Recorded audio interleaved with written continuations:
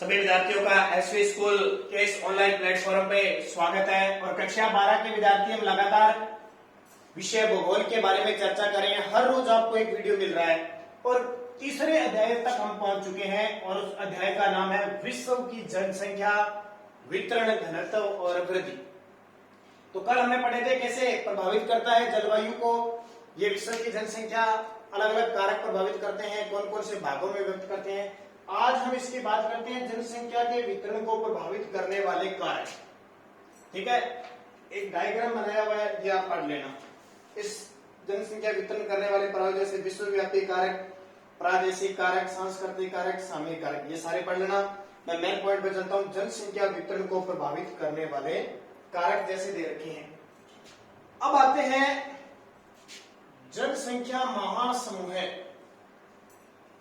जनसंख्या महासमूह, महासमूह का मतलब समूह में जनसंख्या रहती है अलग अलग महाद्वीपों में। जैसे 7 महाद्वीप है, उसमें से 4 जनसंख्या महाद्वीप में आपको पता है कि लगभग 80% जनसंख्या 20 डिग्री अक्षांशों के आसपास रहती है, ये हमने पढ़ लिया।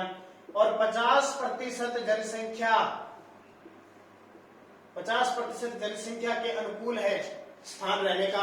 बाकी 50% जनसंख्या निर्जन क्षेत्र में है, यानी है नहीं, बिल्कुल नहीं है। 50% क्षेत्र पर ही क्या है, जनसंख्या पाई जाती है। तो ये बातें हमने पढ़ी। अब इस जनसंख्या महासमूह को 4 भागों में बांटा जाता है। कितने भाग है? 4। नंबर 1 है एशिया महासमूह है, दूसरा यूरोप महासमूह है, तीसरा अफ्रीका महासमूह है और चौथा अमेरिका महासमूह है। ठीक है, अमेरिकी जनसमूह है, जनसमूह। अब इन चारों का विस्तृत वर्णन करेंगे कि एशिया में कौन, इस जनसमूह में कौन कौन से देश आते हैं, किस तरह की जलवायु में कौन कौन कहां रहता है। फिर उसी प्रकार यूरोप में कौन आता है, अफ्रीका में कौन आता है, अमेरिका में कौन आता है। तो इस जनसंख्या महासमूह को 4 भागों में बांटा गया है। अब नंबर 1 बात करते हैं एशिया जनसमूह। एशिया जनसमूह के अंदर देखिए, सबसे पहले हमें पता होना चाहिए कि एशिया में कौन कौन से देश आते हैं। किसी देश का नाम आते ही आपके दिमाग में आएगा कि ये देश किस महाद्वीप में हो सकता है। तो एशिया जन समूह की मैं बात करूं तो हम किस महाद्वीप में रह रहे हैं, किस जन समूह में रह रहे हैं। तो सबसे पहले तो हमें ये पता होना चाहिए कि हम एशिया जन में रहते हैं।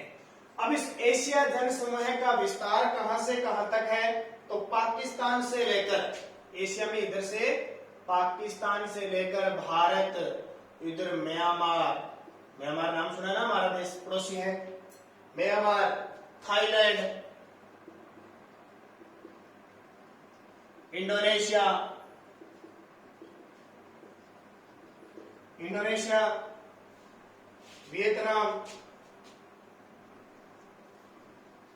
वियतनाम, चीन, जापान, कोरिया, खास करके इन देशों। ठीक है, जैसे आपने नक्शे में देखा होगा, ये इस तरह का एशिया महाद्वीप है।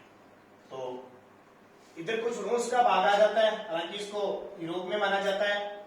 यहां देखिए पाकिस्तान, अफगानिस्तान, ठीक है, भारत, म्यांमार, चीन, जापान, कोरिया, उत्तरी कोरिया, दक्षिणी कोरिया नाम सुना ना, वो, वियतनाम,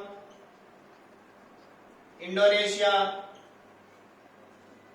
थाईलैंड, ये किसमें आते हैं, एशिया जनसमूह में आते हैं। पाकिस्तान से लेकर ये जितने भी देश है ना, इनमें ज्यादा जनसंख्या पाई जाती है, तो ये एशिया जनसमूह के अंदर आते हैं। इनकी खासियत देखो, यहाँ पूरी की पूरी मानसूनी जलवायु पाई जाती है, मानसूनी जलवायु पाई जाती है।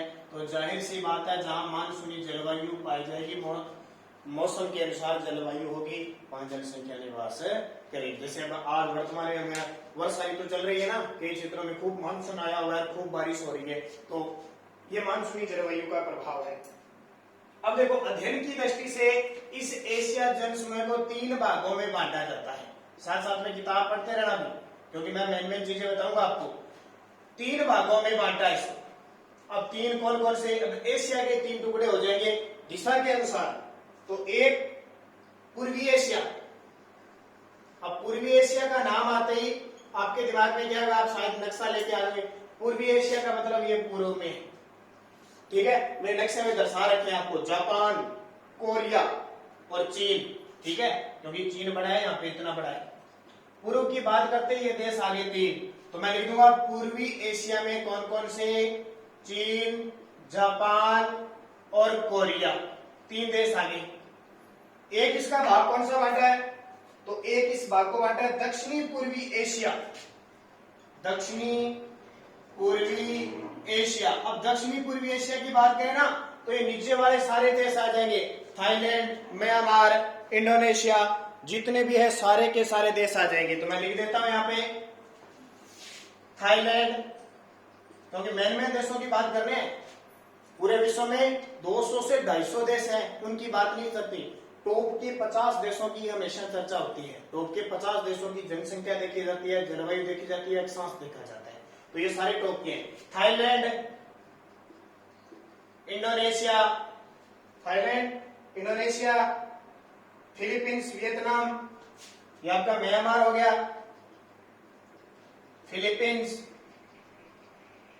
और वियतनाम, इधर फिलीपींस भी है नीचे, फिलीपींस।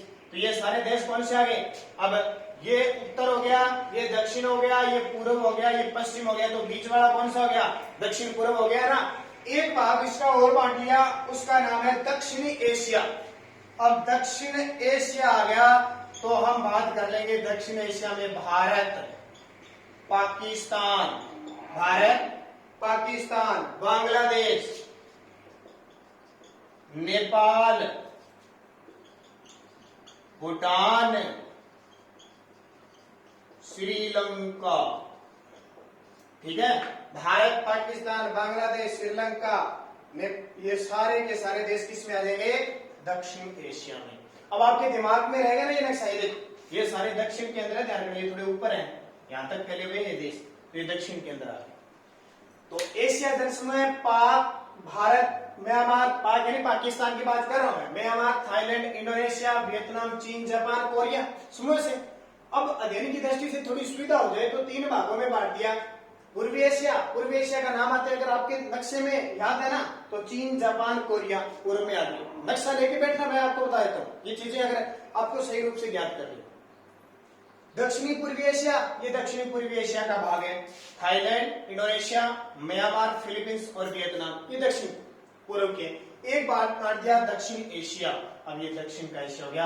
आपसे पूछे भारत, क्योंकि आपका ज्योग्राफी के अंदर क्या होता है, लास्ट में प्रैक्टिकल भी होता है, कई बार एग्जामिनर वाइवा पूछता है, इंटरव्यू लेता है आपसे, तो आपसे पूछ लिया जाए आप भारत देश में रहते हो और एशिया महाद्वीप में रहते हो, एशिया की किस दिशा में रहते हो, दक्षिणी एशिया में। दक्षिण एशिया में अब आपको पता है भारत रहता है, तो भारत का पड़ोसी पाक, बांग्लादेश, नेपाल, भूटान, श्रीलंका, ये स्थिति होगी एशिया जनसमूह। और देखो एशिया जनसमूह आता कहां का है, ये भी हमें पता होना चाहिए। एशिया जनसमूह है वो किन अक्षांशों के अंदर आता है, तो देश तो पता लगे कौन कौन से हो गए। अब देखिए मैं इसी को ही रख लेता हूं, तो मैं साफ करके दोबारा आपको नया तो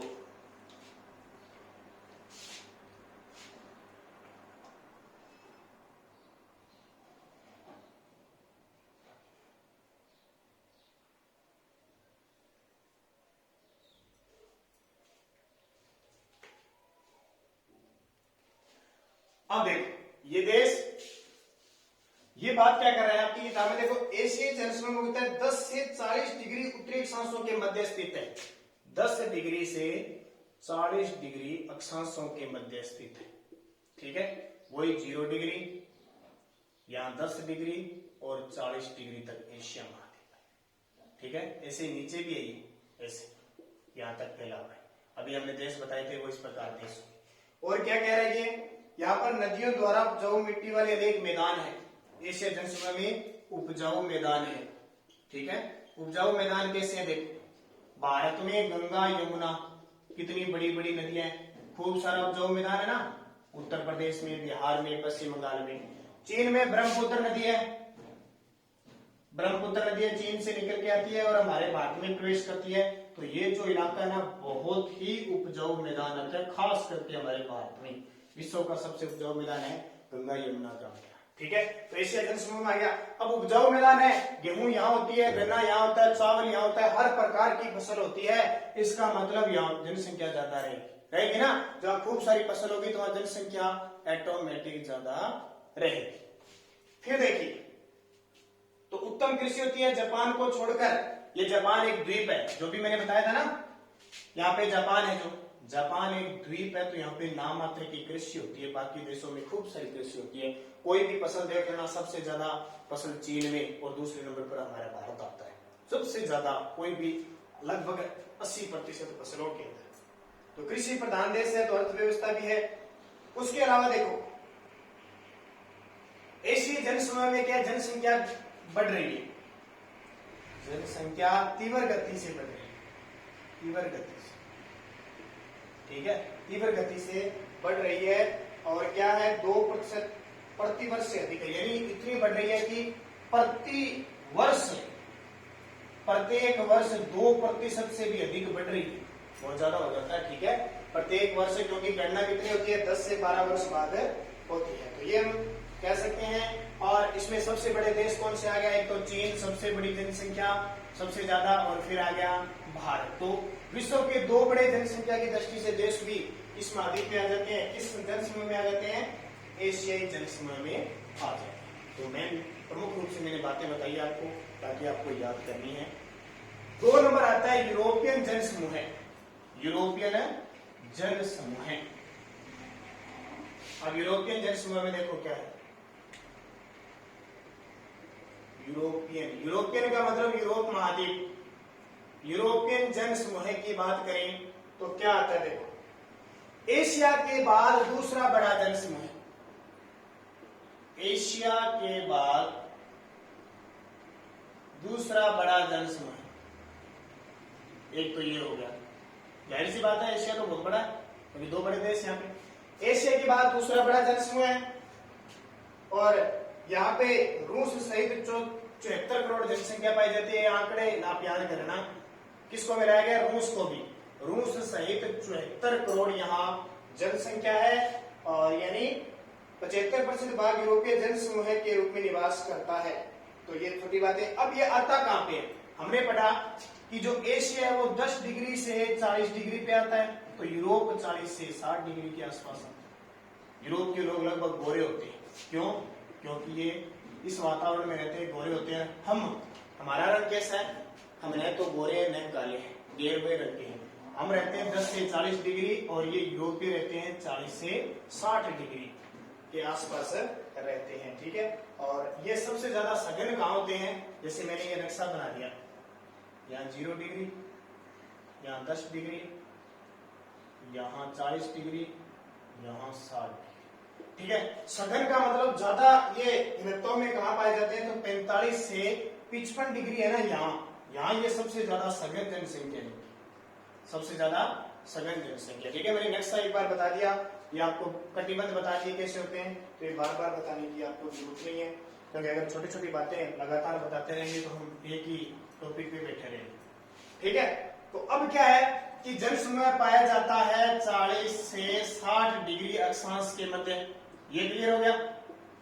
दूसरा, इनकी जो सघन जनसंख्या है वो 55 ये आपकी 45 से 55 डिग्री के बीच सघन जनसंख्या पाई जाती है, क्योंकि वहां उपजाऊ मैदान भी है, अर्थव्यवस्था, खाने भी है, सारा कुछ है। तो जैसे फ्रांस हो गया, इटली हो गया, और वहां ये इस तरह के इंग्लैंड हो गया। ठीक है, क्यों, क्योंकि अब ये भी कह सकते हैं कि यहाँ कोयला पेटी पाई जाती है। कोयला पेटी यानी खूब सारा कोयला निकलता है। अब जहाँ खाने स्थित है, उद्योग धंधे हैं, तो वहां लोग रहेंगे ना, तो सघन जनसंख्या से। मान लो ये खान है, तो यहाँ पे लोग मजदूर रहेंगे। आपने देखा हो भट्टा, देखा हो ईंट का भट्टा, देखे ना, ईंट के भट्टे पर आप देखना मजदूर काम करने आते हैं, चाहे वो दूर से आए चाहे कहीं से आए, वहां अपना घर बना के रहते हैं कि नहीं रहते, उसी भट्टे पर अपना जीवन यापन करते हैं, और भट्टे पर ईंट निकालते और अपना एक कमरा बना लेते हैं, घर बना लेते हैं, यही रहते हैं। वैसे ही उद्योग धंधों में होता है, यहाँ कोई उद्योग है, इसके आसपास लोग, खूब सारे लोग बस्तियां बना लेंगे, रहने लगेंगे। अब एक उद्योग के आसपास इतने लोग रहेंगे तो जनसंख्या तो सघन होगी कि नहीं होगी? तो सघन जनसंख्या, क्योंकि 45 से 55 डिग्री के आसपास कोयला पेटी पाई जाती है, तो वहाँ खूब सारे लोग रहते हैं। कुछ नदियां भी है, जो मैदान भी वहां स्थित है। तो ये सारी चीजें हैं। वृद्धि दर अवस्था घनत्व होते हुए भी दिखता है तो लोगों में जनसंख्या वृद्धि तो होती जा रही है। यहाँ भी एक समस्या बन रही है, जनसंख्या धीरे धीरे बढ़ रही है। लोगों में अर्थव्यवस्था, जैसे जैसे लोगों के पास पैसा आता गया, विकसित होते गए। और यहाँ अगर देश में बात करूं, मैं आपको बता देता हूं, England, France, Italy, Germany, Poland, पुर्तगाल,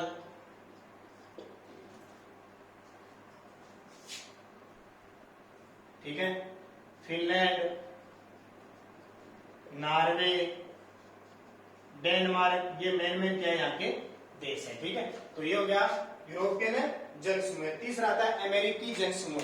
तीसरा कौन सा आता है? अमेरिका का जनसमूह। तो याद रखने आपको कौन कौन से देश किसमें आते हैं, कौन से सांसों में आते हैं। तो अगले वीडियो में हम अमेरिकी जनसमूह की बात करेंगे। ठीक है, अमेरिका और अफ्रीका जनसमूह की बात अगले वीडियो में करेंगे, क्योंकि हमारा वीडियो ये लंबा हो जाएगा।